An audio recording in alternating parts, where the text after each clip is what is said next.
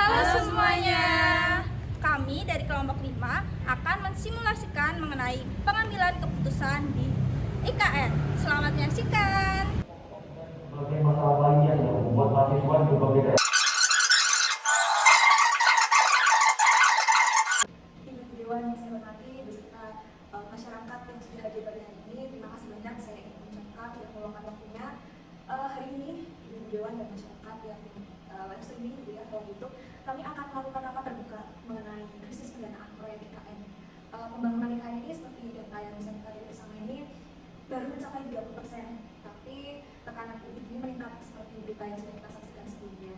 Nah, hari ini saya ingin kita berbicara jujur, apakah proyek ini kita lanjutkan atau mungkin akan kita evaluasi ulang begitu. Baik Ibu Menteri, saya mohon izin.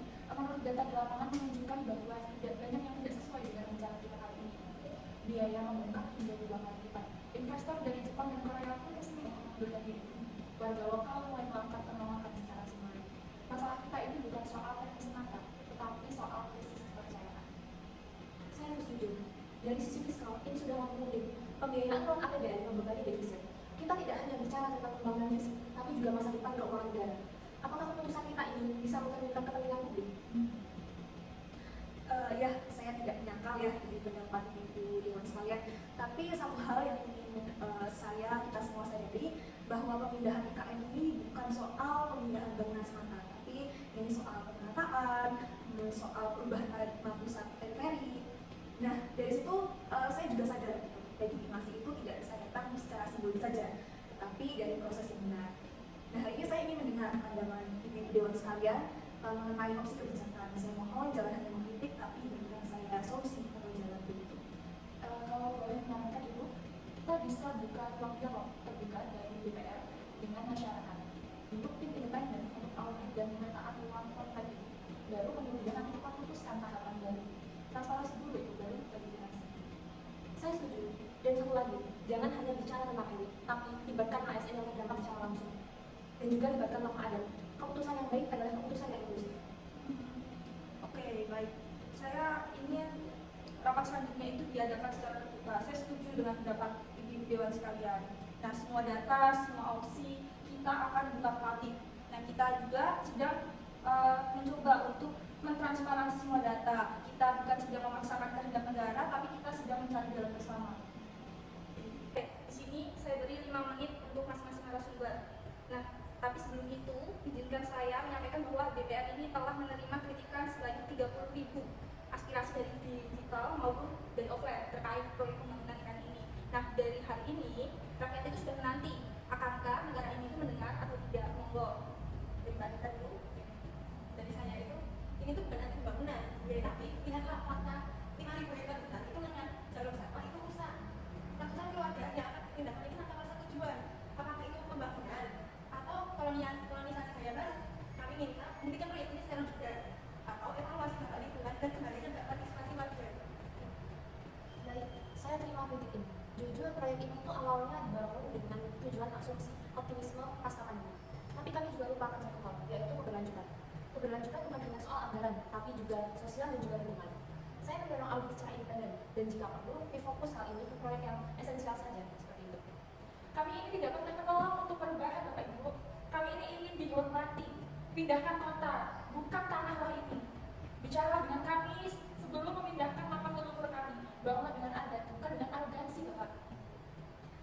Ya, hari ini saya mendengar dan semuanya saya tampung, dan saya menjanjikan bahwa tidak ada satupun tiang yang dibangun tanpa dialog. Negara ini dibangun atas dasar konsensus dan keberagaman. Dan kami juga mengambil langkah untuk tidak melanjutkan sebelum kita memperbaiki cara kita memutuskan itu. Saya sudah siapkan ringkasan terkait analisis kebijakan berdasarkan hasil pertemuan dengan DPR dan juga masyarakat. Opsi yang pertama, itu kita lanjutkan proyek sesuai rencana awal. Hal itu cepat, tapi resikonya juga tinggi. Lalu opsi yang kedua, tunda seluruh proyek hingga pasca 2029. Hal ini aman secara fiskal, tapi kehilangan momentum secara politik. Lalu opsi yang ketiga, kita reposisi strategi. Hal ini tuh kita lanjutkan inti dari infrastruktur dengan partisipasi publik, lalu juga ada audit independen dan juga dewan pengawas multi stakeholder seperti itu. Baik, dari ketiga opsi tersebut, DPR akan mendukung opsi ketiga, itu adalah reposisi strategi yang melanjutkan inti infrastruktur dasar dengan partisipasi publik. Nah, tapi kami juga ingin jaminan. Kami ingin 3 jaminan yang paling penting, yaitu Ibu. Nah, yang pertama ini adalah pembentukan Dewan Pengawas Nusantara atau DPN. Nah, itu untuk mengawasi seluruh kegiatan yang ada di sana. Terus kemudian juga yang kedua ini kami meminta untuk semua dokumen anggaran itu dibuka ke publik supaya kita itu tahu untuk penggunaannya apa aja dan transparansi. Dan yang ketiga itu kami mau dialog sosial itu jadi syarat pembangunan ya, supaya kedepannya bisa berjalan lebih lancar lagi. Saya menyarankan opsi ketiga, kita bangun Nusantara tapi dengan cara baru. Keputusan ini bukan karena tekanan, tapi karena kesadaran juga bahwa kekuatan negara itu bukan di betonnya, tapi di keberanian mendengar rakyatnya.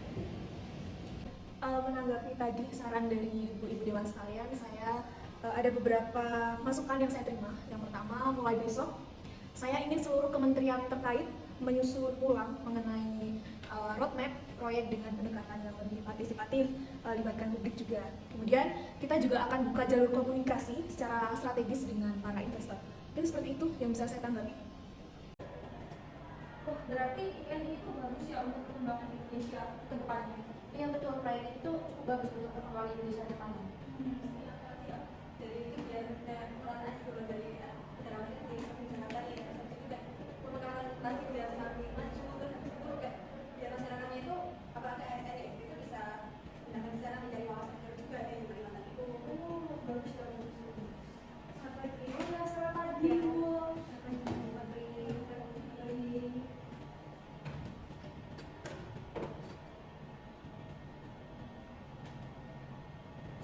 Selamat pagi, yang saya hormati ada Ibu Menteri Keuangan, Ibu Fadila Maharani, kemudian ada Ibu Faiz selaku perwakilan investor dan juga ada saudara Anta selaku perwakilan dari aktivis lingkungan. Terima kasih atas waktunya. Hari ini saya mengundang ibu-ibu sekalian untuk hadir di sini.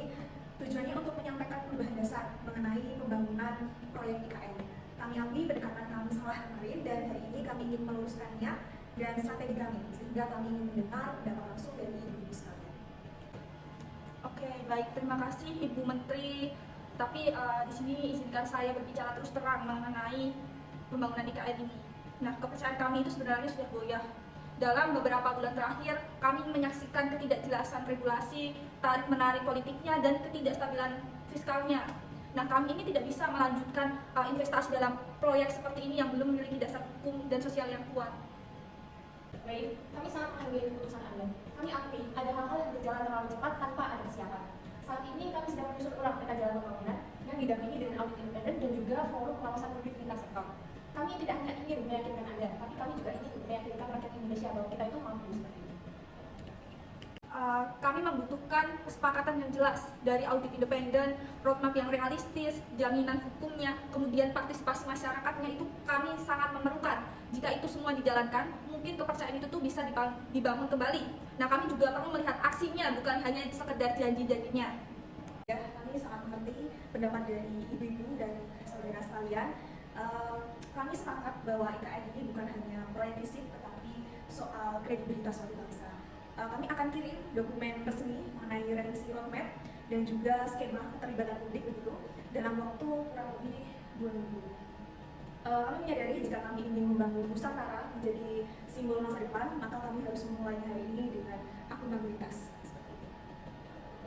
Ibu Menteri yang saya hormati, saya menginginkan untuk melakukan sesi internal kabinet malam ini.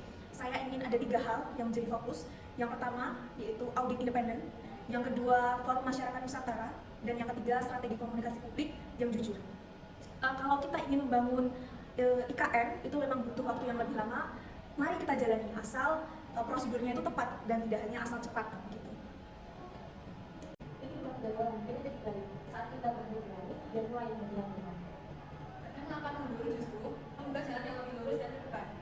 Oke, baik, ini keputusan pribadi itu bukan diambil dari yang paling cepat, tapi yang paling berani mematuhi. Kita itu perlu meninjau ulang, karena Nusantara ini bukanlah sekedar ibu kota, tapi ia adalah cerminan dari cara kita semua membangun masa depan bersama.